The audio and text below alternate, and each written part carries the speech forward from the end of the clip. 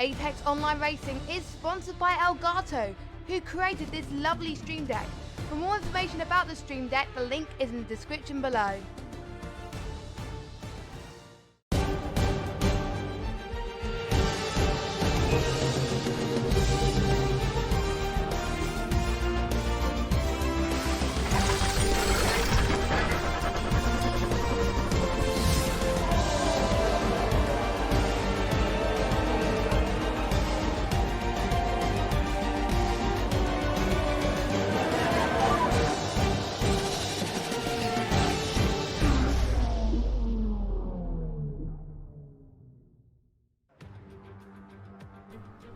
Good evening everybody and welcome back to AOR Hype Energy PS4 F1 for round number 8, the French Grand Prix. We have had an enthralling season up to this point with 5 different winners in the first 7 races, and tonight the AOR grid will be taking to the Ricard circuit for the very first time.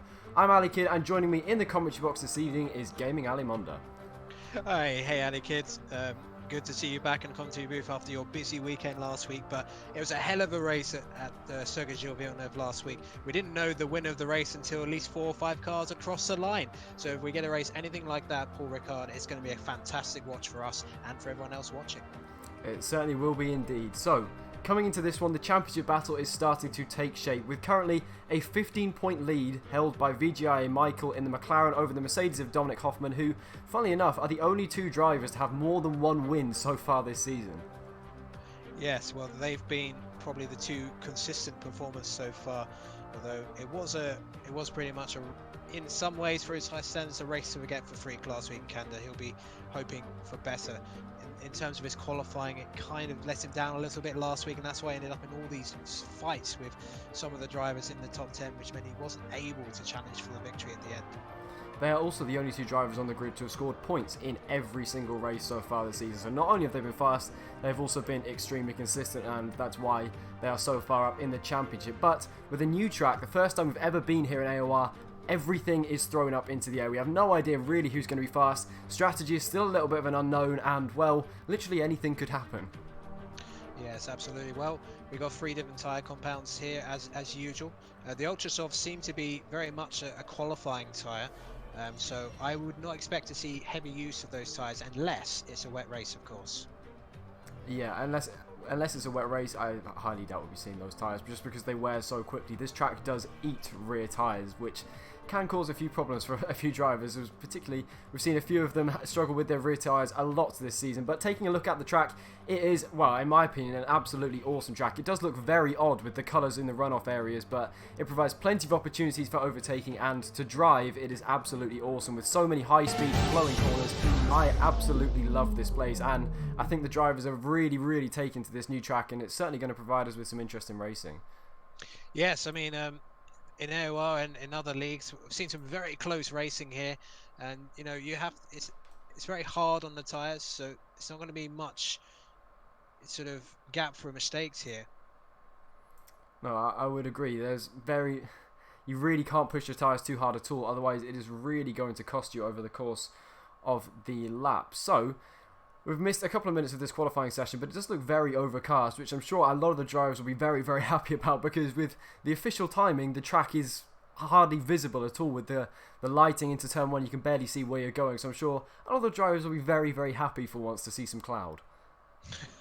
Yes, well, that should help with the tyre temps, which have been slightly a bit of an issue in recent races, and you know, the early pace being set by Michael there on the Ultrasofts, a 1:29.317. So I think we're going to see at least in the 28s in terms of the pole time, if it is indeed on the Ultrasofts. Yeah, quite. We are expecting a little bit of strategic variation potentially if the start of the race is dry, but actually I believe I've just been informed that the start of the race is going to be wet, so anybody choosing to go on a harder compound of tyre, that's gone completely out the window, and everybody will be on the absolute softest compound of tyre here. Absolute. Sorry to interrupt you, Ali, but apparently there's no game sound at the moment. I think I've just fixed that. I've just fixed that. I've working on that whilst I was trying to talk. I think I've just fixed that. But actually, what I noticed on the AOR tables, they've actually got some really fascinating stats about sort of the qualifying and race positions. And I wanted to mention McLaren, because Flores and Michael have been very tight in qualifying. Flores has actually out-qualified Michael 4-3, but very tellingly, and I think this just alludes to your point about his consistency. Michael has beaten Flores 6-1 in race results so far this season. If Flores could just find a little bit of consistency to go over his qualifying pace, he could be right up there with them. He could be indeed, and we've seen a number of times this season that Flores is actually very fast when he gets it right, but we've seen some utterly bonkers strategy calls and some slightly odd on-track decisions as well. But I'm sure as the season goes on and everybody gains more experience on this game, everyone will start to iron out those mistakes. So I don't think we've quite seen the best of Flores just yet. No, I mean, there's still plenty of rounds to go. We're only on the 8th round of the season of 21 races after all, so it's still very early days. There's plenty of time for the championship situation to be changed, but it's clear to me so far the class of the AOR 1 field so far has been Michael and Freak. Certainly, although we've seen from both of them that they're not completely invincible either. Most notably was Michael's crash in Baku, where he looked like he was nailed on for a good result and ended up smashing into a barrier and losing his entire front wing, and then soldiering on without any front wing in the wet on dry tyres for the remainder of the race, which was, well, unbelievable. He managed to come home. I think it was P6 in the end, but again, that's probably one of the few mistakes we've seen from him this season, and for that reason he's leading the championship by quite a way. Yes indeed. But he's only a 15-point gap. That can easily be wiped out with a DNF, but I don't think it's highly unlikely. I mean, the runoff areas are so large, you could probably fit Germany and Belgium into it. They're so wide. So I'd be very surprised if we see any DNFs, at least a loss of them. Although if we get wet conditions, turn 9, that fast right-hander, that'll be a very tricky corner indeed. Yeah, that is a very, very fast right-hander, and is asking for a crash really. But another thing that I don't think is, we draw enough attention to really about this track is the pit entry and exit is just asking for a disaster every single time a car comes into the pits. The pit exit feeds directly onto the racing line, which seems like a bit of a bonkers decision by the track designer. And the pit entry itself is a 90-degree right with a brick wall if you miss your braking point slightly, which I think might catch a few drivers out, particularly if we get changeable conditions. Yes, well, the pit entry kind of reminds me of Monaco's, except you're going far faster than you would be at Monaco, because the sort of angle you take to it is very similar. And yes, it's one of those dangerous pit exits where you literally get fed straight to the racing line. So, not sure what they were thinking when they designed that, but hey, it may give us some very entertaining wheel banging going into turn 1 when someone attempts an undercut and then the guy in front tries to get back out ahead of him. And it's particularly interesting when you consider that the undercut will probably be a massive part of how the strategy plays out in this race, because the rear tyres are so vulnerable around this track. We'll probably be seeing a lot of drivers pit as early as possible to make their strategies work and gain positions that way. Although there is plenty of scope for overtaking on track. We have a very long DRS zone, and then the slipstream around here is very, very effective as well. So strategy isn't the only variable here. Yes, and one of the trickier elements of this particular track is that it's very difficult to manage your battery here. Because of the long straights where you'll be at full power for a lot of it, quite often if you don't manage your battery, you'll be deracing well before the final couple of corners. So they're going to have to manage that a little bit, put it into low modes at the end of sector 1 in those slow corners, and then again putting it into lower modes towards the end of the lap to then have enough battery left to go full blast on the main straight for a little bit of time right at the end.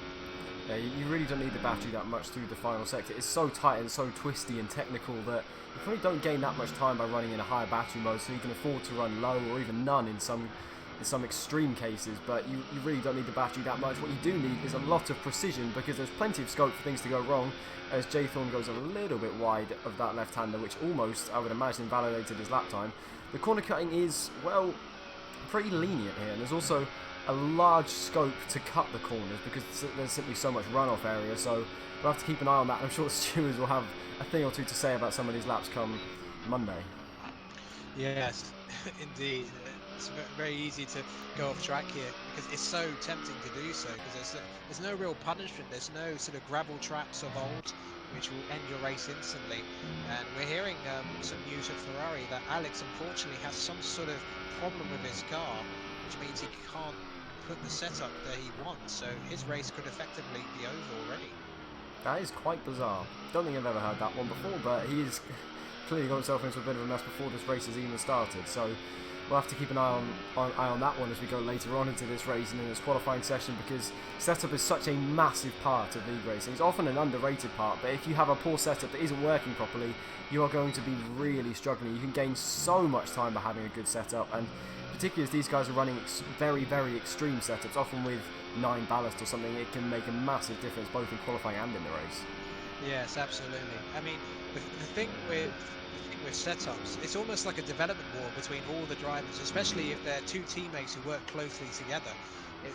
Obviously you're not actually upgrading engines like you would in career mode, but in terms of setups, finding out a little bit of extra time, that little sort of nuances through some of the corners to gain a bit more time for each setup, you know, that's a really vital part of league racing now. And the scope that you can change, or you can alter your setup whether you want to be better in qualifying or better in the race, or even better in wet weather conditions, which I'm sure a lot of drivers will have changed their setup slightly for this one, seeing as we will have a wet start to this race as RC Alonso crosses the line and finds himself in P3, which is a very good result in qualifying for him so far. But let's go on board then with the Force India of Yano Racing, who I believe has just started his lap on a fresh set of the ultra soft tyres through the very tricky sector 1, which he's managed very nicely actually, and it's looking like a pretty clean lap so far. And then as we go down what I believe is the Mistral Straight, I hope I haven't just butchered its name, but this chicane is very difficult as well because there are so many different ways that the track can go. It's very off-putting trying to pick out your braking point. There's just different tracks going left, right, straight on. You could take any number of different routes through there,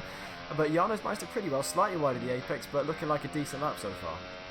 Yes, well, you mentioned that chicane, and I saw one of the first races I did here, this particular track, I saw someone go straight on because he didn't know the track, and literally just did like 2 somersaults into the wall. It was one of the craziest crashes I've ever seen, but there's a lot of beautiful colours on the sideline, but you've got to keep an eye on what matters, and that is the tarmac on the racing line. I always found that the kind of funky coloured runoff kind of messes with your eyes a little bit. It's very off-putting, particularly into braking points, turning points. When you're trying to spot specific points on the track, to have different colours everywhere is very, very distracting. But that final sector from Yano wasn't too bad. We'll see if he can challenge Flores up to the line, and he can't quite by just over half a tenth of a second. And it's already looking very, very close in this session with still 5.5 minutes remaining.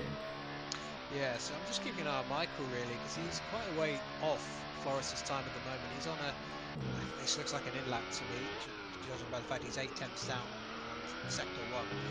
Over to DRS, he's still, in terms of his engine mode, he's on 0 modes, low fuel, so he's definitely trying to get back to the pit in time to do one more run. It can take a bit of time to get turned around, especially if your teammate gets stuck in front of you. It's very frustrating qualifying when you don't have long to get back out and your teammate gets back to the garage first and just stops you getting back in the garage for a little bit. But Big C back here for Toro Rosso this week, of course, to be looking to compete with Flying Finn, who I have to say, given his age, has been pretty impressive at times so far this season. He has indeed. He's showed some unbelievable pace really for a rookie in this league, and I think, well, he hasn't quite shown that so far today down in P12, but I imagine that's not all that we're going to be seeing from him in this qualifying session, as we're currently on board with Curly, the sole pad warrior in this league, who managed to pick up a single point at Monaco, which I think is probably going to go down as one of the best drives this season. I think he might have just invalidated that lap there, though. He ran slightly wide of that right-hander, and I think that might be curtains for that run for Curly in the Ferrari, who's currently in P10, which isn't too bad a result so far, but right at the top it is looking very, very close between Flores and Yano. It certainly is. And you know, there's not much covering the top 10 either. Just over 8 tenths covering the top 10 at the moment. I just want to mention the end of Sector 3. Turn 15, that it's very easy to take a bit too much speed and go deep into that corner, isn't it? Yeah, quite. And there's plenty of runoff, which just kind of invites you to do that. But it deceptively does cost you a lot of time if you're on wide there. It also costs you a lot of time if you clatter the curb on the inside. There is an absolute mountain of a curb there. And if you take a few too many liberties with it, I'm sure it won't be doing your car any good whatsoever. And it's just a very awkward corner. F1 cars aren't designed to be going at slow speed. It just feels very, very awkward with these 2018 cars. Yeah, it really does. It's almost like this track wasn't really designed for Formula 1 cars. To me, it's almost like a track built for MotoGP or something like that. It just feels almost awkward as Tim Palm takes a very creative line through the chicane. And that's surely an invalidation. I think he legitimately did that. I think he got fooled by the turning. He's only P14 at the moment.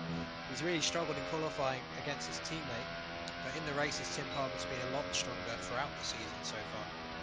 Yeah, we've seen a number of good performances from both of those Red Bull drivers actually. Both Deagle and Tim Palm have at times this season shown us a very good turn of pace and very good driving, not only in qualifying but also in the race as well, with Deagle Killer winning in Baku and then coming through the field very impressively in Spain, and almost, it looked like for a while that he might actually take the victory there as well, but didn't quite work out for him in the end, but managed to get a very strong result nonetheless. But everybody now is circulating around the track, about to start their final runs in this qualifying session. Who's your money on for pole position? Well, Flores looks really good. I did see his actual lap. He is ultra silky smooth, especially through sector 3. Great traction coming out of the final corner. But you know, it's not much, and the track, as it does in a dry session, will evolve. So Flores can't take anything for granted at the moment. I mean, Michael's the one who's really got to try and pull out a lap in this final part of qualifying. He's only P11 at the moment, and if it's a wet start, he's not going to get the advantage of fresh tyres. Yeah, I mean, if there's a wet start to the race, it means everything is thrown out the window in qualifying, and you just have to give everything on every single lap. Doesn't matter about your tyres, doesn't matter about anything really. All that matters is how fast you go. So, as we're on board with Williams AliK, who I believe is currently in P3 in this championship, but finds himself way down in P16 currently in this session. It needs to be much higher up than that.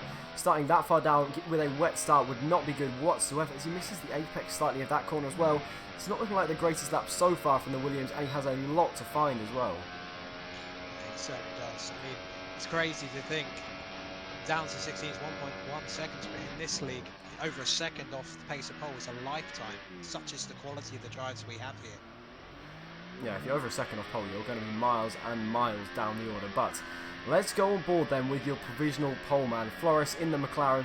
He's had some stellar qualifying performances already this season. Are we about to see another qualifying masterclass from the McLaren driver into turns 1 and 2? That looks pretty nice. He's a little bit wide though. That's quite a lot over the curb. I wouldn't be surprised if that was invalidated, but he's carrying on in anger, looking like he's still alright on this lap through the chicane. Very aggressive, again taking a lot of curb on the inside. Let's stay with him through these next few right-handers. He's missed the apex, that's really going to hamper him. He's all over the curb on the outside, and yeah, he's backed out of it already. So Flores' qualifying is already over. Yeah, he didn't invalidate, but yeah, he was much slower in sector 1. I think he pushed a little bit too hard there, so that opens the door for the like of Jarno. Epic Gamer, well, Epic Gamer's been a qualifying specialist. He's got several pole positions this season, so don't be surprised if Epic out of nowhere takes it up. I'm just going to check his sector times actually. 1 second. Epic Gamer is actually. Oh no, he's invalidated. The Epic session is over. He almost loses it on the exit of that right-hander as well. That was almost very bad for the Haas, but that's the end of his qualifying session anyway. Let's go with Jarno then, as he's about to start his lap into turn 1. The two guys provisionally ahead of him are not going to be able to improve in this section, so he's got a massive chance with the track at its absolute best performance to steal pole position here.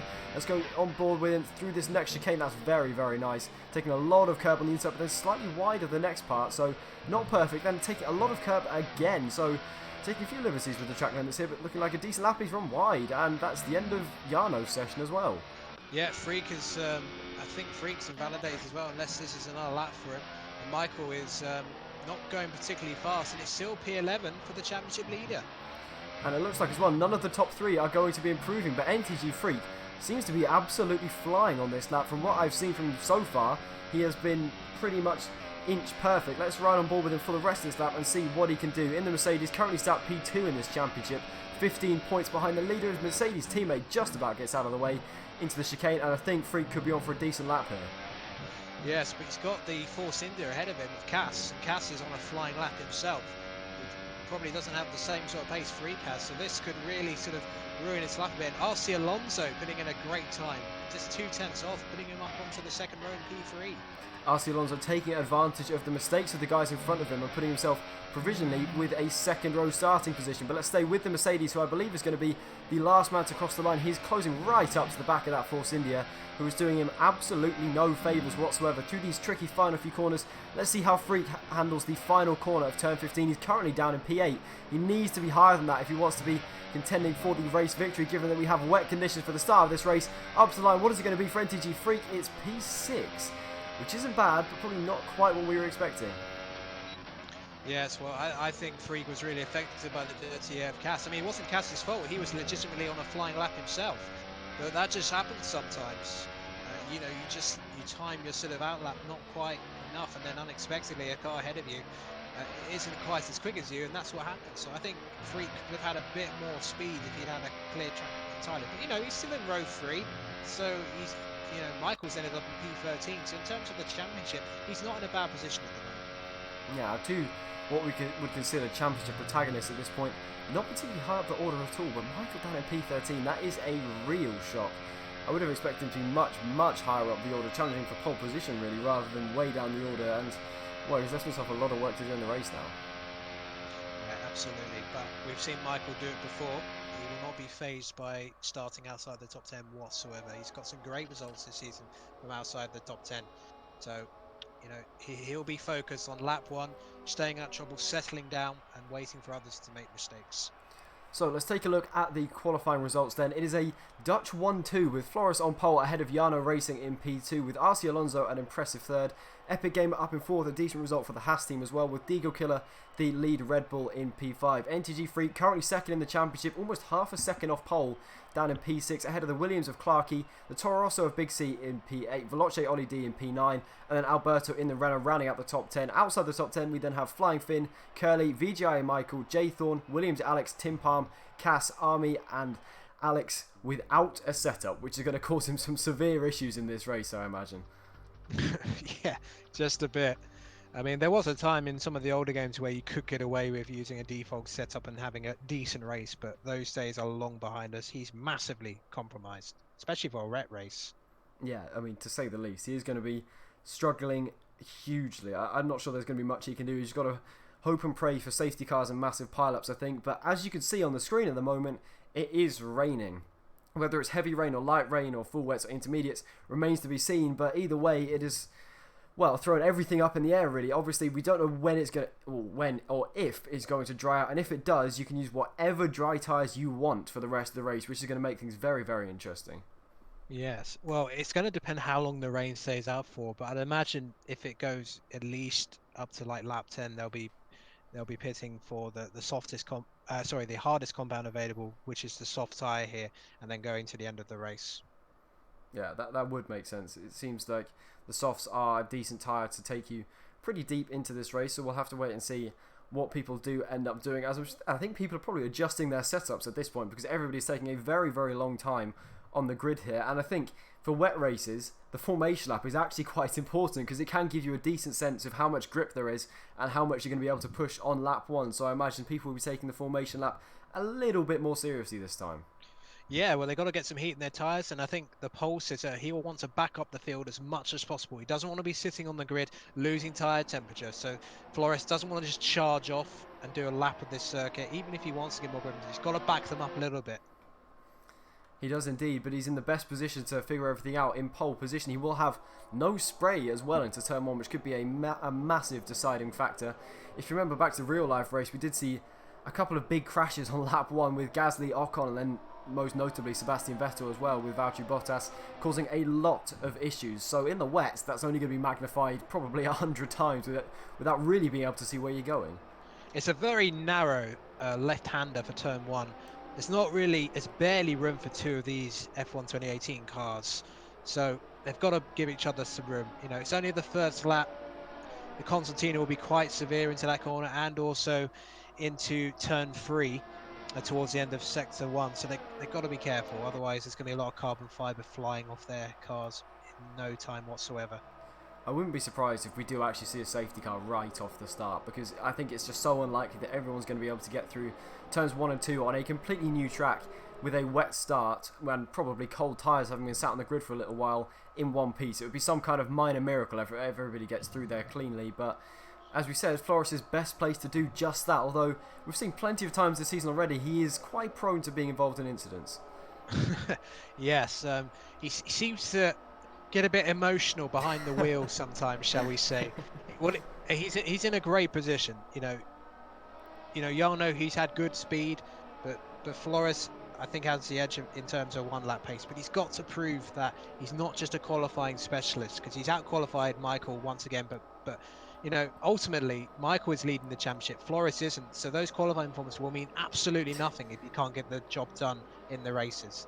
Yeah, quite. Points are only awarded in the race, but he has got a perfect chance to get a potential race victory here. Getting a decent start is going to be absolutely crucial, because I'm sure he wants to be completely ahead into turn 1 and give himself free range to choose which line he wants to take and which bit of track he wants to be on, and be able to defend into turn 1 effectively without having too much pressure from behind. You also don't want cars directly behind you, because you don't know where they're going to break, and with these conditions and cold tyres, I wouldn't be surprised if someone goes straight into the back of somebody else, which could definitely cause a few issues, to say the least. But everybody is now filling up into their grid slots. We have 27 laps of the Paul Ricard circuit ahead of us. It is round number 8 of AOR Hype Energy PS4 F1, and we are ready to go racing in France. On board with the pole sitter Floris Weege ahead of Giano Racing in the Force India in P2. We are ready to go racing. We have 5 red lights.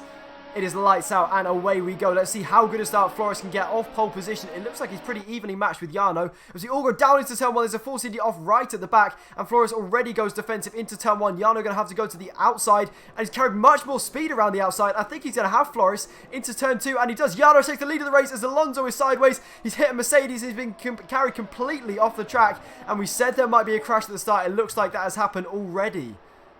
Oh dear, yeah, RC Alonso, absolute disaster. That looked more like desync to me. It was quite a weird sort of way he spun the car around. But Jarno, sensational start, round the outside at 1 and then getting it done at 2. So Jarno doing exactly what he needs to. I thought he got a slightly better getaway from the start. There's a lot of cars close to each other in the midfield, and I think there'll be several cars coming in for lap 1 wing changes. It's very, very hectic in the midfield with Big C up into P6, actually gaining a few positions as there are cars going side by side directly behind them into the chicane. It's also very close for the lead. We're going to have a look at that in a moment, but Veloce Oli D, I think he might have escaped the carnage at turn 1. His Mercedes teammate, unfortunately, wasn't quite so lucky, and even RC Alonso, as he lost it on the exit of turn 2, I think managed to collect him, and VGI Michael as well. He has lost a position. He's still down in P14 in this race, but let's go back with our leader then. Jarno Racing is still just ahead of Floris for now. Yep, he is indeed. Just saw a nice move by Palm on Alberto into the fast right-hander. Yeah, it looks like Freak has got damage to his wing. I think he got collected by RC Alonso when RC Alonso was spun around at turn 1. That's very, very unfortunate for the Mercedes. We saw in the background there, it looked like he didn't really have a huge amount of time to react. So it's very, very unlucky for the Mercedes driver. And, well, both of our top 2 in the championship are well down the order and looking like they have a huge amount of work still to do in this race. But as we start lap 2 of 27 here, it is Jarno Racing ahead of Floris by about half a second, with Epic Gamer a further half a second back. And they're already starting to break free from the Red Bull of Deagle Killer behind, and there's a 1.5 second gap between the top 3 and then P4, as the midfield train looks like it's going to get very interesting as well, with an awful lot of cars still very close together.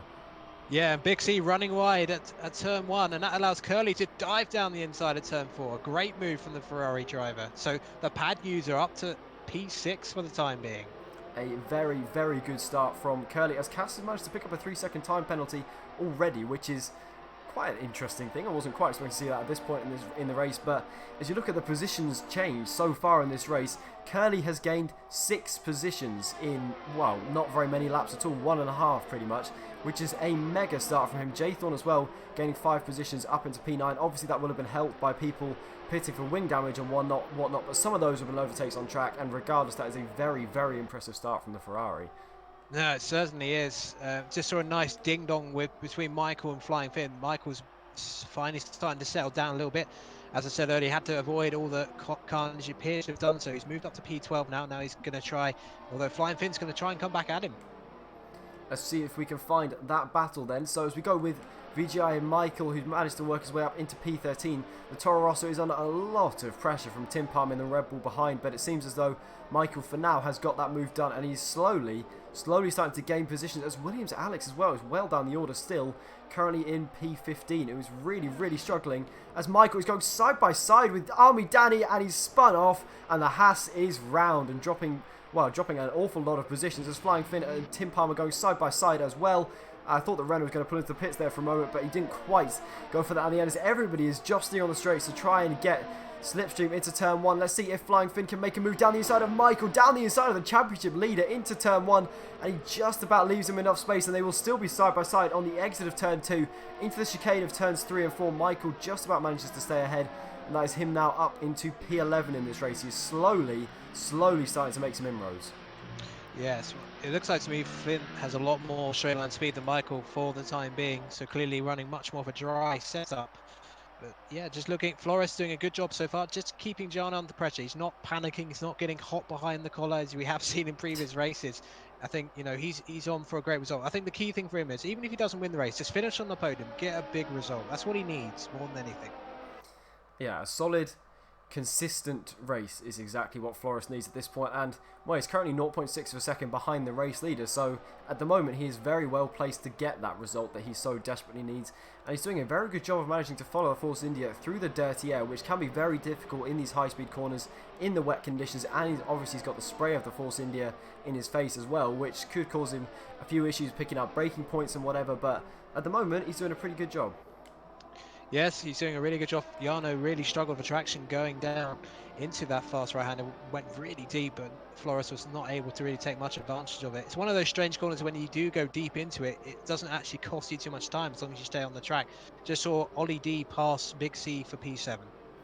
Good move from Ollie, and we've seen in the past that Ollie is a bit of a wet weather specialist. We saw that back on F1 2017, that used to be his real strength. His first ever victory at China in season 14 came in wet weather conditions, and well, he appears to be making the most of the rain so far. He's made up a number of positions and finds himself now up in P7, but the leaders are still very close together. Flores is still all over the back of Jarno, but so far the Force India hasn't made any real mistakes.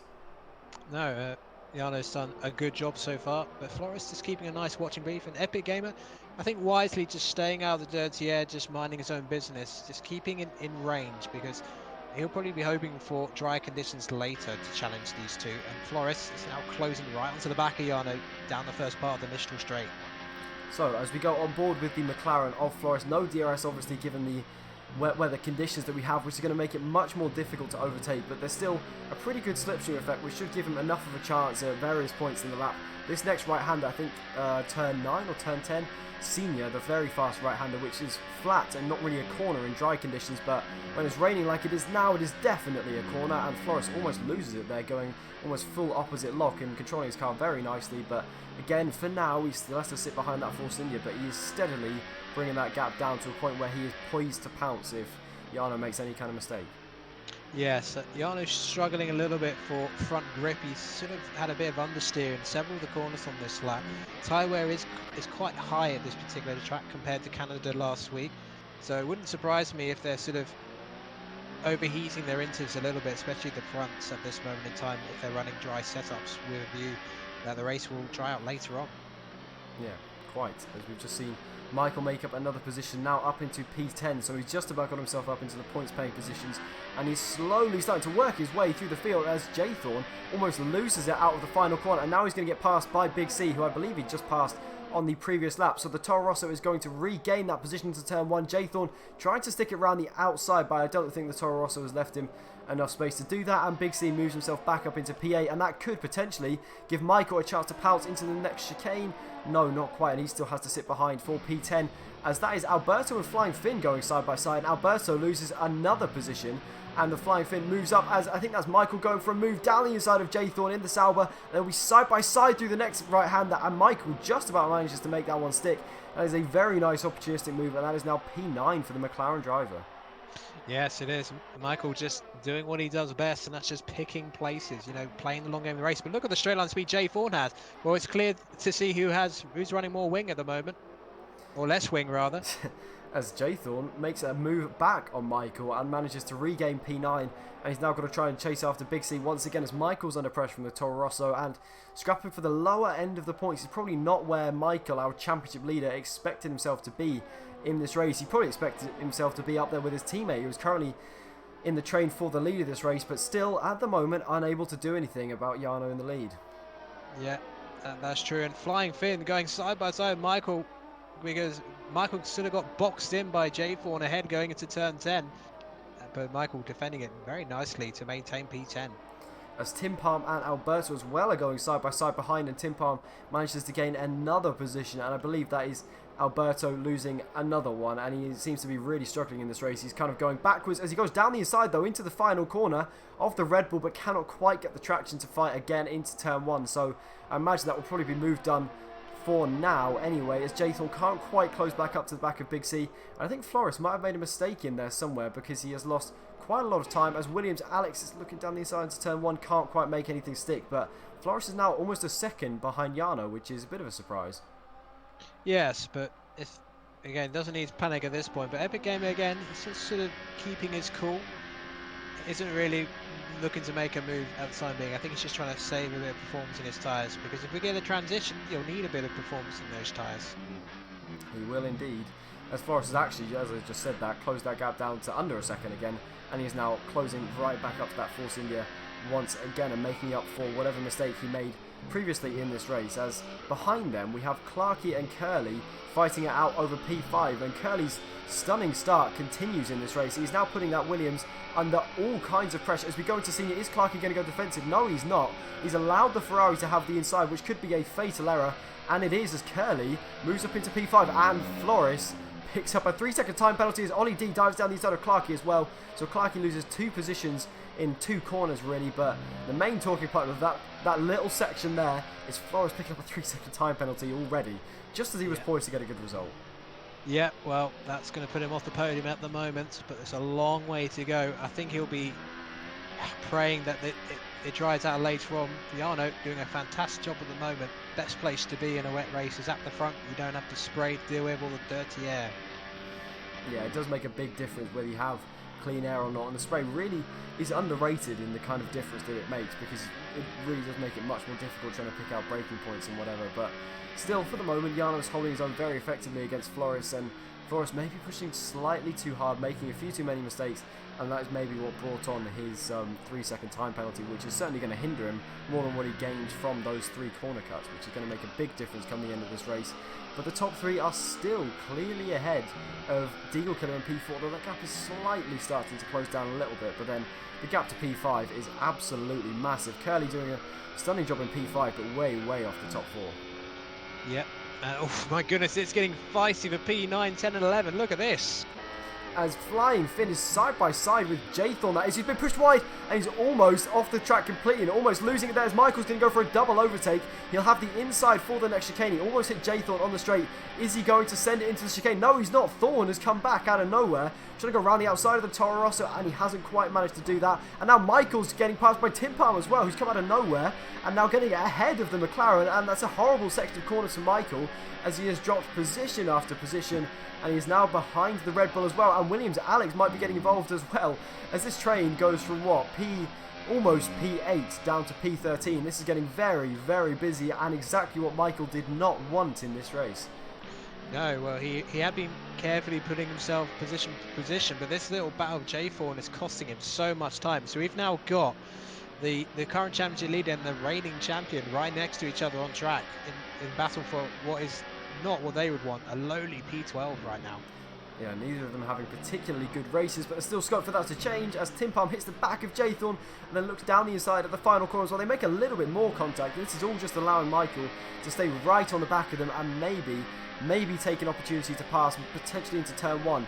Jaythorn and Tim Palm are going to go side by side into the left-hander of turn 1. Michael's just going to sit back, and he's actually been passed as well by Williams Alex, and he's down into P13 now, as Alex with a stunning move out of nowhere. I didn't even see him there on Michael's screen, and he's now closing right up to the back of Jaythorn as well. Is he going to look for another move down the inside? No, not quite. So they hold position for now, but this midfield scrap is not over. Yeah, and I think Michael has picked up damage on the left side of the on the end plates. He's missing a couple. Oh, that is really going to ruin his race. If it wasn't bad enough already, that is just a misery compiler for that McLaren driver. He's going to be really struggling, particularly in the wet, and it's going to cost him in his pit stop as well. Couldn't really be going much worse for our championship leader at this point.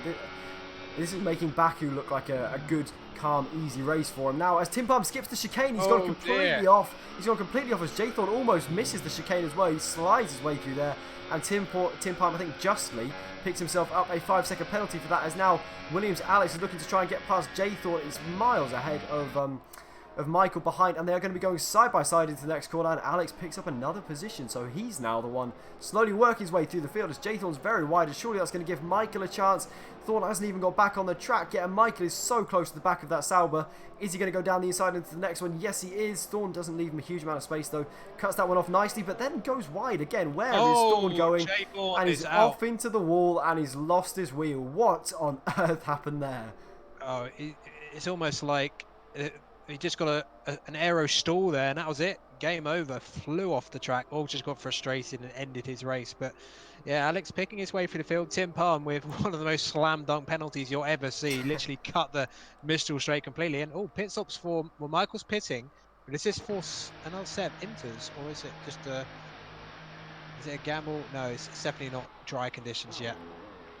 No, he's definitely going to be, well, I imagine he's definitely going to be replacing his front wing, as I have a view through another McLaren front wing, which means I can't really see the car, which is very helpful, but he does change his front wing and get going once again, but that's dropped him right down to last place. This has not been a good evening at all for our championship leader. No, not at all. It's been a nightmare. He'll need a safety car to have any chance of getting some points.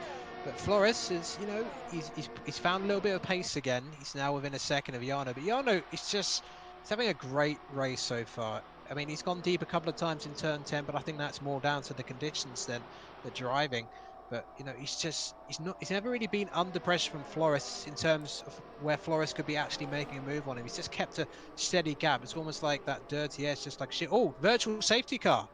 Wow, this is very big. I can't quite work out what that would have been for. It's a little while after we had that incident with J-Thorn where he appeared to just drive off into the wall, and I wonder if anyone's going to be taking this opportunity to dive into the pit lane. They'll have to be pretty confident of what the conditions are going to be like later on in this race, but is it maybe worth a gamble for some of these guys? As yes, it is. Jarno's coming in and Flores is coming in as well, so they are all taking advantage of this virtual safety car.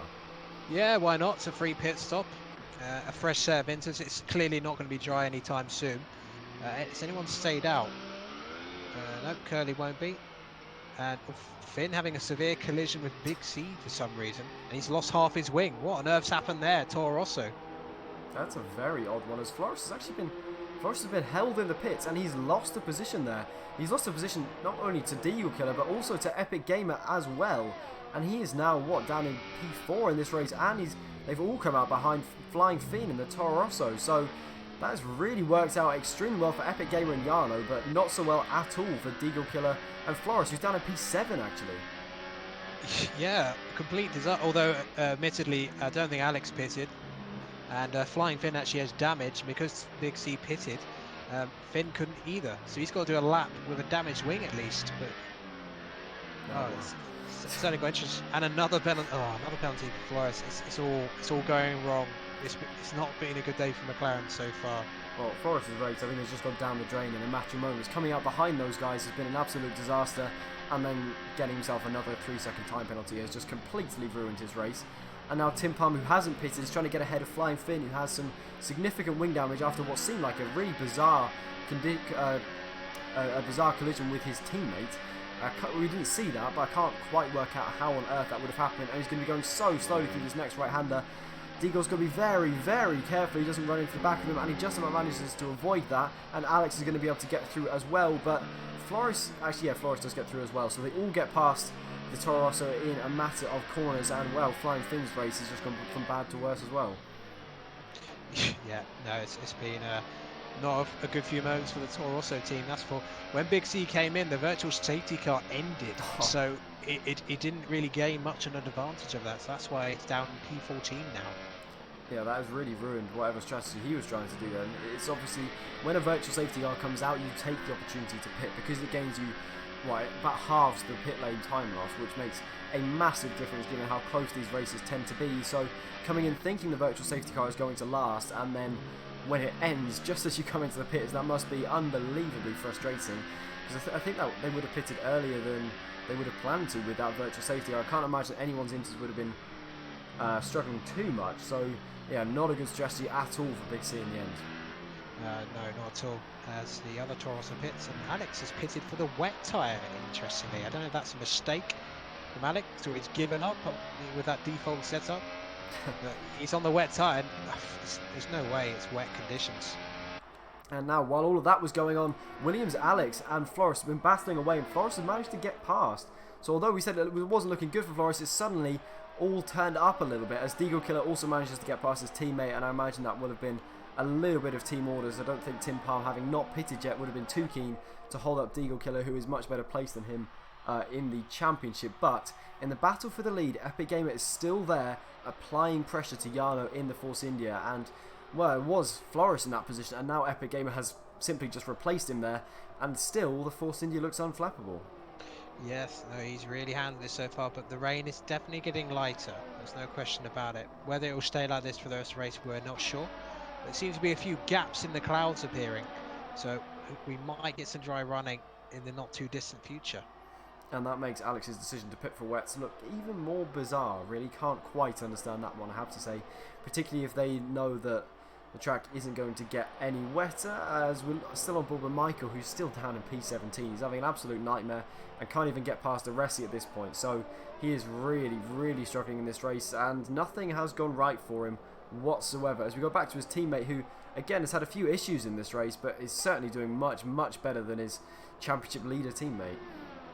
Yes, completely agree with that, but the rain has stopped, and Alex has pitted actually. I guess he couldn't take those inters any further, but it's a shame, because if he could have just eked out a little bit more, might have had a really good position for the final stint of the race. As it is, he's probably going to come out around P14.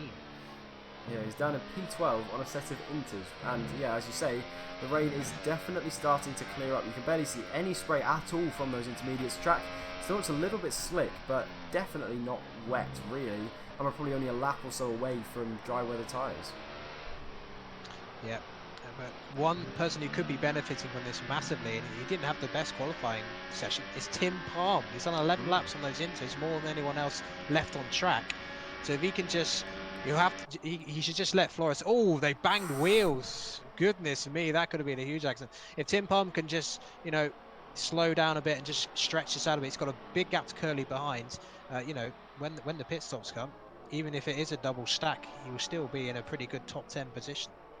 Because he is miles ahead of Curly behind as well, who's about 10.5 seconds back, as Veloce Olidi makes a move on Curly for what is now P6, and the Mercedes driver again slowly working his way up the order. He didn't have a particularly special qualifying, but well, he now finds himself about 10 seconds off the top 5, which is not ideal, but still P6 is a decent result and solid points, as we have yellow flags in the final sector. Not sure what that is for, and they go away pretty quickly as well. So it is still as you were, with Jarno ahead of Epic Gamer, and then the Red Bull of Deagle Killer just behind them. Yes, I believe Kaz had an incident at the back of the field, which dropped him a few places. So while one Force India is having a great race so far, the other one not so good. No, not at all. And one Force India has been giving us an absolute masterclass so far in this race. I believe Jarno has led every single lap of the 13 that we've had so far. Still have a little way to go, not even quite at the halfway point just yet, as Epic Gamer still about 0.8 of a second behind Jarno. So as soon as we do get dry conditions and DRS activated, he's going to be in the perfect position to pounce. Yep, exactly. And that's what Epic Gamer's been doing. He's been playing the long game. This race is almost 2 chapters. One, this first section in the wet into conditions.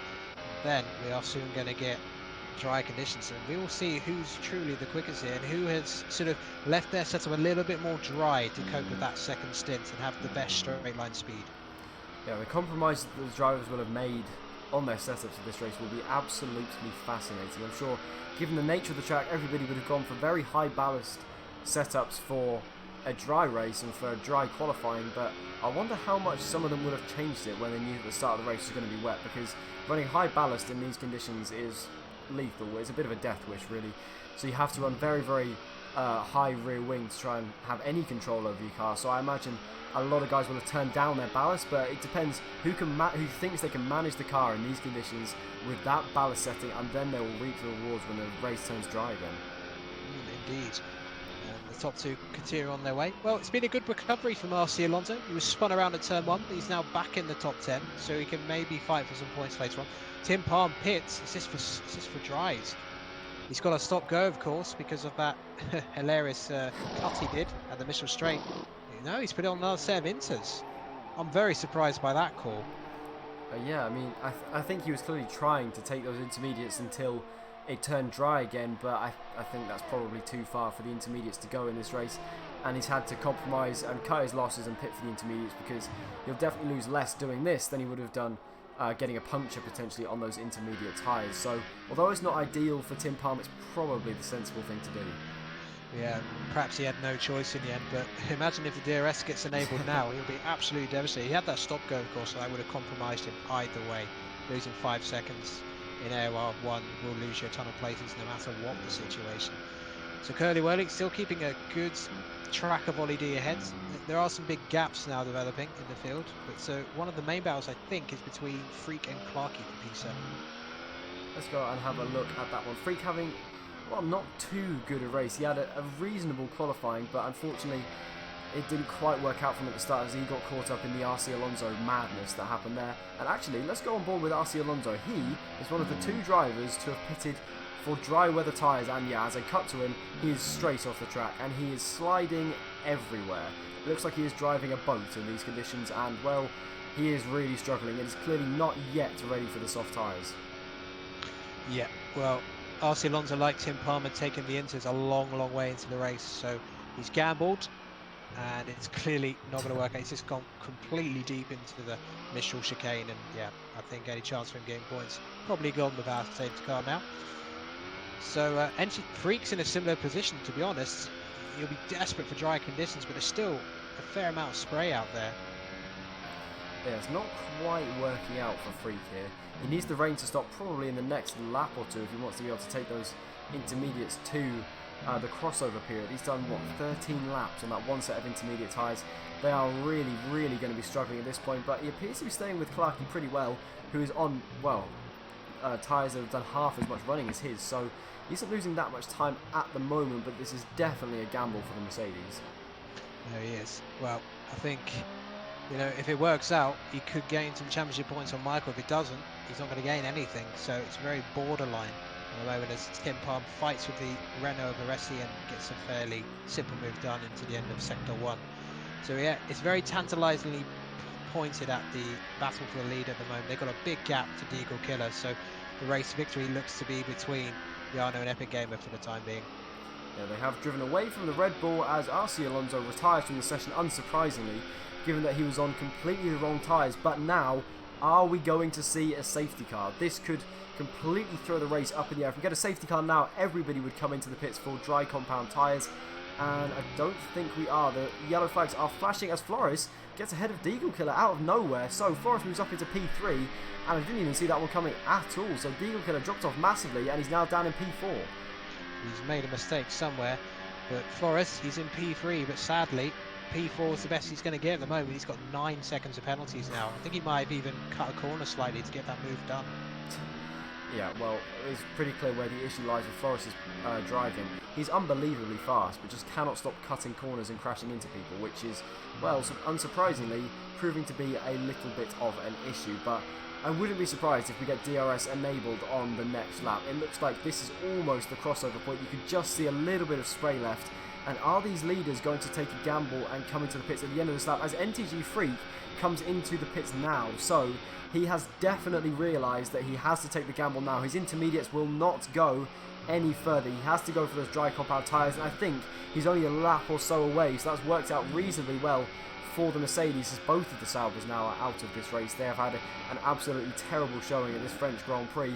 The dry tyres did not work for them one bit. Let's see if they are going to work for the 2 leaders, though. Surely it's got to be dry tyres now. The track looks almost dry completely. Yep, and look at this. We mentioned it earlier. Epic Gamer hadn't really got involved in any battling or pushed hard, and now he is launching an attack on Jarno. He's within half a second of him. It appears that as the track gets drier and drier, more and more pace will come to that Haas over the Force India. He seems to have some crazy pace, and it appears that Jarno is going to be under more and more pressure as we go on into this race. Are they going to pit now for the dry tyres? This is the crucial point in this race. It's make or break now for these 2 leaders, and neither of them coming to the pits for the dry tyres. Epic Gamer happy to stay out and follow Jarno on the intermediates, but I imagine this lap is definitely going to be the crossover point. Yeah, and that was good from Jarno, because one of the things is when you get the crossover period from wet to dry, sometimes when you've got another car behind you, you can sort of kid yourself that it's ready for dries because you're struggling to keep ahead of the other car, and you pit that 1 lap early, but Jarno stuck to his guns and sticking to his strategy. And that's decent driving in the end from Jarno. It's very hard to know when to pit when you're the leader in these conditions. It's almost, in some cases, the worst place to be. You can stay out and be the last person to pit, but that can sometimes be a massive risk if the guys behind gain a huge amount of time. But because you're in the lead, you have that mental position of not really wanting to take the risk of potentially throwing everything up in the air. Jarno, for the first time really in this race, having to go slightly defensive, and that gap is now down to 3.5 tenths of a second. Epic Gamer is flying. He really is. Well, we have seen this before from him. He has had one victory this season back at Spain, but he's looked really good today. He hasn't had like the ultimate one-lap pace. He's had more of an all-round value. He's still got to get past Jarno, try and force Jarno into a six, particularly at turn 10, where Jarno's gone deep here several times during the course of the race so far. Let's see how he manages it this time, and Jarno looking reasonably good. A little bit untidy there from Epic Gamer, but well, actually, the conditions haven't really changed much since the last lap, and this crossover is taking, well, a very long time, a lot longer than I expected it to, as Deagle manages to get past Flores. They are side by side, and I think Deagle's just about managed to regain that position, and Flores now is back down into P4, plus his 9 seconds worth of penalties, which is going to drop him even further back. Well, actually, no, not quite, because Oddie D is so far behind. So Deagle finally gets back past Flores after that mistake he made earlier, which we didn't quite catch, but still for the lead. Epic Gamer cannot quite get close enough to Jarno to make a move. No, he can't. Jarno got fantastic drive out of the final corner. But yeah, no, Jarno, you know, mentally, he is handling the pressure right now. He's being hounded by the Haas behind. It's an unfamiliar position for Jarno. He's not been sort of in this position before this season. He's handling it with real quality so far as we get ready for some dry running in the closing laps of this race. Well, it's been a very, very mature, experienced drive from the Force India of Jarno, who's done pretty much everything right so far in this race. Though now he's probably coming under the most pressure he's been under all race. He's had cars sat behind him at about a second's interval for pretty much the entire race. But in these conditions, these are probably the easiest conditions to make a mistake in, where the track isn't really right for the intermediates, and there's plenty of scope to lock up, to run wide, to run out of grip. But Jarno hasn't done any of that, and still he's about a second ahead of Epic Gamer in P2. Yes, indeed. But clearly, well, Alberto disconnected, so ignore him on the super softs. I don't think he rejoined. but yeah, there's still a bit of spray coming off these tyres. It's Freak picks up another penalty just to add insult to injury. Michael, incidentally, has picked up penalty as well, and he's under enormous pressure from Danny MG behind in the battle between. In fact, I think he's just been overtaken. He has indeed, but let's stay with these two leaders as they're about to come through the final corner. Are either of them going to come into the pits? It still looks like it might be slightly too early for the dry cop-out of tyres. Jarno stays out and Epic Gamer stays out as well. So still, the track is all right for these intermediate tyres. We're going to have less than 10 lap sprint to the end on the dry tyres, which is going to be fascinating to watch. Yes, neither driver feels that they need to take a risk yet. But, you know, they're trying to kid each other. They're trying to think, you know, you pit, I'll stay out, and the opposite for the others. As you know, Michael has been overtaken for P10, but yeah, it's been very impressive, Jarno. You know, you look at his results before Canada, he was sort of a midfield driver, but suddenly out of nowhere, he got a podium last week, P2.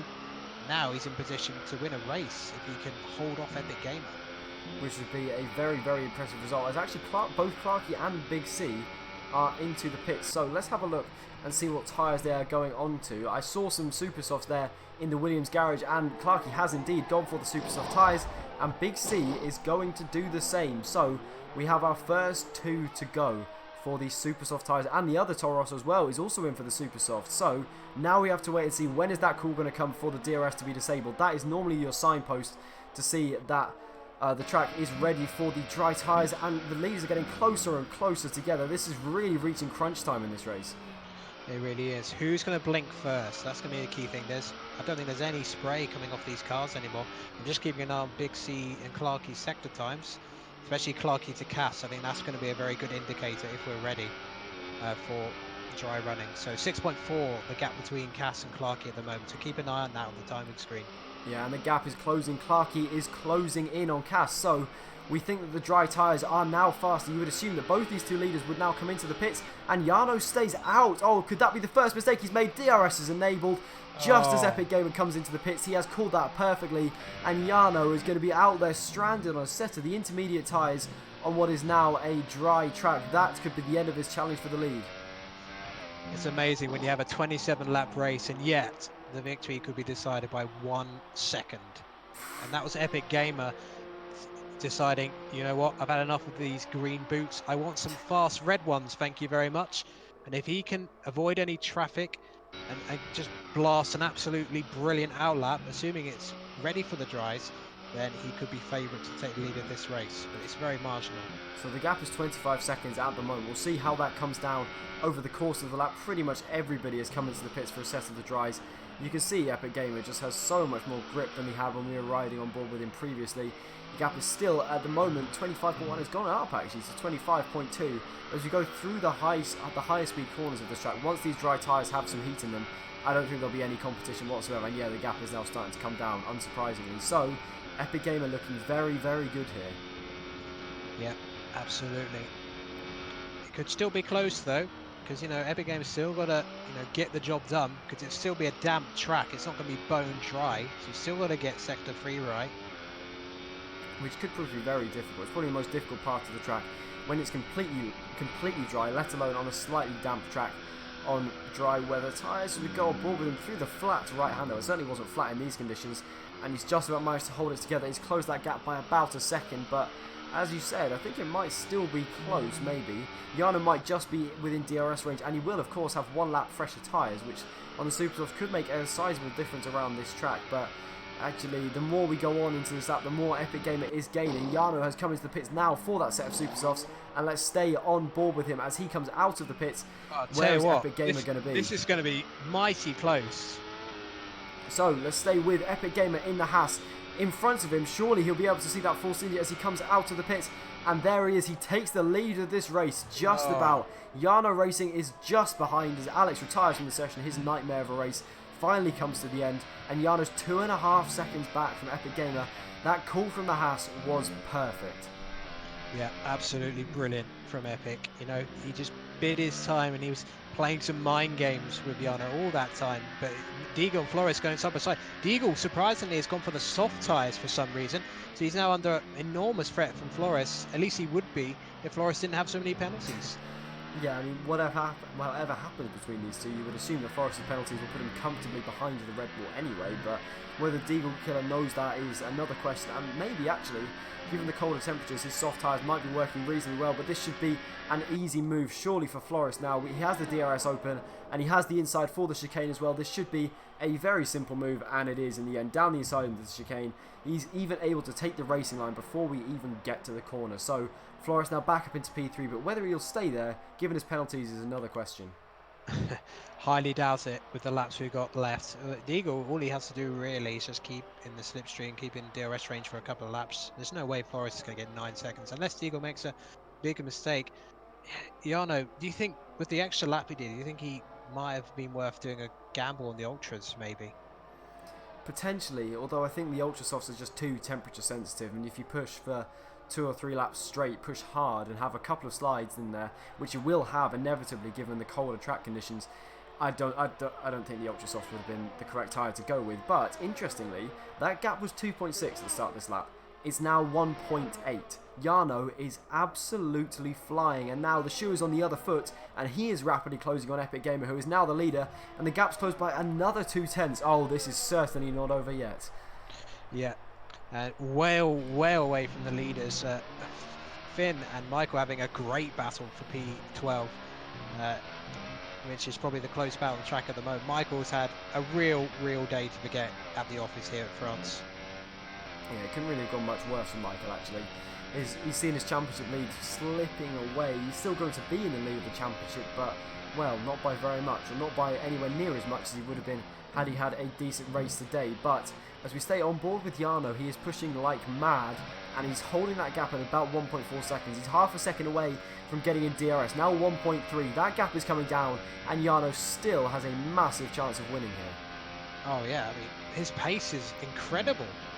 I mean, he went 4 tenths faster. Oh, as Michael spins, Michael has spun. I didn't see quite what happened to him there, but I think in his battle with the Flying Finn, it's all gone wrong, and Michael's day just gets even worse. Sorry to interrupt you there, but I cut to him sideways, backwards, and not moving. I could not say anything there. Yeah, well, he went round the outside of Finn with a great move at turn 1, so maybe they came together into turn 3. But look at this, Jarno almost in DRS range. This is getting very, very close, and now he is in DRS range, and he sets the fastest lap of this race with a 35.8 as we start lap 23 of 27 here at this French Grand Prix.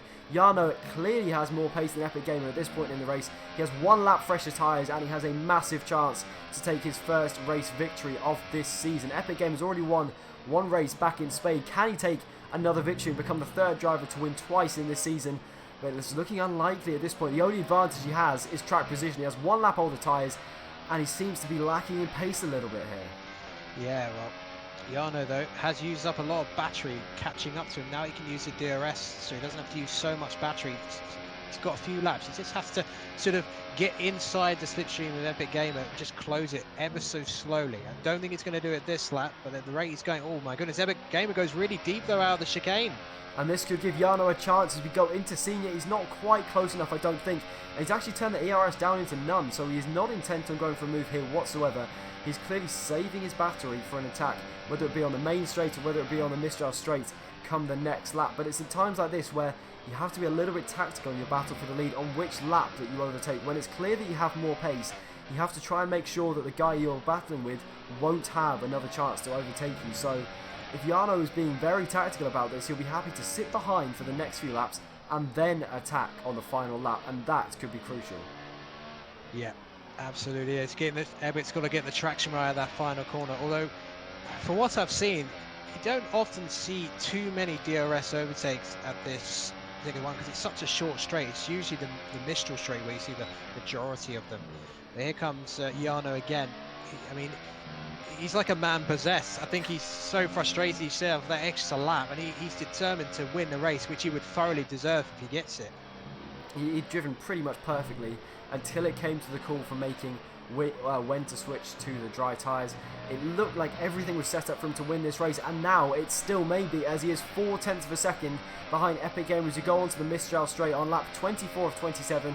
He's turned up his ERS, but he's not quite close enough. He had a very poor exit onto the straight, and that is going to cost him all the way down. He turns down his ERS, he's going to have to wait again before mounting an attack. Yes, and what I noticed is that Epic Gamer is actually momentarily, at least in Sector 1, was running negative fuel, so that's another advantage for Jarno. And here he comes again. Can he go for a move this time? No, again he turns down his ERS, and he's happy to sit behind for another lap. He's also got to be careful he doesn't run out of laps to try and make this move, and sat behind the Haas in the dirty air is going to make his tyres really struggle a little bit. Well, with them overheating, really, it's not going to help them one bit, so we've got to be a little bit careful, but he seems to have so much more pace, it'll be only a matter of time before he makes a move. Yeah, Epic Gamer, he's just got to focus on the exits before the 2 DRS zones. He's got to get this one right, otherwise he's not going to have a prayer of defending. He locks up the tyre. Oh, it's going to be so difficult for him, but actually, the fact that he went deep actually slowed Jarno down to a degree. This could be the chance for Jarno, though. He's less than 0.3 of a second behind the Haas. He's not quite close enough to go for a move this time around, but by the time we get onto the Mistral straight, he is almost certainly going to be close enough to mount his final attack, which could end up winning in this race. He's got to have a good section of corners here, though, to make sure he's close enough. He's got way more battery than Epic Gamer. He's been stockpiling it this lap. He's going to go for an all-out assault now or never, surely. And he is so close to the back of that Haas. If he can keep it together through this next right-hander, surely he's got to be close enough to Epic Gamer to go for a move down this straight. He's turned up his ERS into overtake. Finally, Epic Gamer already goes defensive way before we even get into the chicane. Jarno is closing. He's closing again. Is he going to look to the inside? No, he's not. Epic Gamer forces him to the outside. He looks fully around the outside as he made that one stick. What a move this would be. And Jarno takes the lead of this race with a stunning move around the outside. But can Epic Gamer do anything to come back at him into senior? He's running low on fuel. He's running low on ERS, and there's nothing he can do at this point. So on lap 25 of 27, Jarno takes the lead of this race. And is there anything left for Epic Gamer here? Oh wow, he's got no battery. He's got to try and store some up and come back at him. But Jarno's pace on these drives has been absolutely incredible. All he's got to do now is try and break this DRS before the end of this lap. May not be able to do so, but seems to have so much more confidence and grip through this Sector 3. I don't think Epic's got an answer, at least at this moment in time, but great move by Jarno into chicane, and fair racing from both of them. The DRS could though be the saviour for Epic Gamer. We're about to start the penultimate lap of this race. Is there anything that he can do to stop Jarno from winning here? He's probably got to save his battery and his fuel on this lap and then see if he can do anything to mount an attack on the final lap. He's a little bit wide at turn 1 though, and that's not going to help him one bit. He's falling back, and their gap is now up to 0.8 of a second, and it's looking more and more like Jarno's won this race. Yes, indeed. Can get out DRS, hopefully. It's a lot of battling going on down the order. Oh my goodness, Danny and Tim Palm nearly hitting each other, but yeah, I mean, Jarno, he had all the motivation he needed, but he also had the pace as well. I'm surprised actually. I thought Epic would have a bit more pace in the drives, but maybe his setup was a bit more suited to the wet conditions, which, to be fair, were the majority of the race. Put so much pressure on Jarno in that stint, just couldn't force a major mistake from Jarno, and Jarno has got his reward as a result. And it's looking like Epic Gamer doesn't quite have an answer for Jarno at this point in the race. He's just managing to cling on to that DRS, and that could potentially help him out as we're about to start the final lap here, but he's falling back, and he's almost back to over a second now, which is going to be curtains really for him in this race, and now it is finally, and well, that could be it for Epic Gamer's challenge for the lead, and it looks increasingly like Jarno has got this one wrapped up with what has been a superb drive. Yeah, there's a crazy battle going on for P9 between Big C, Danny, Freak and Tim Palm.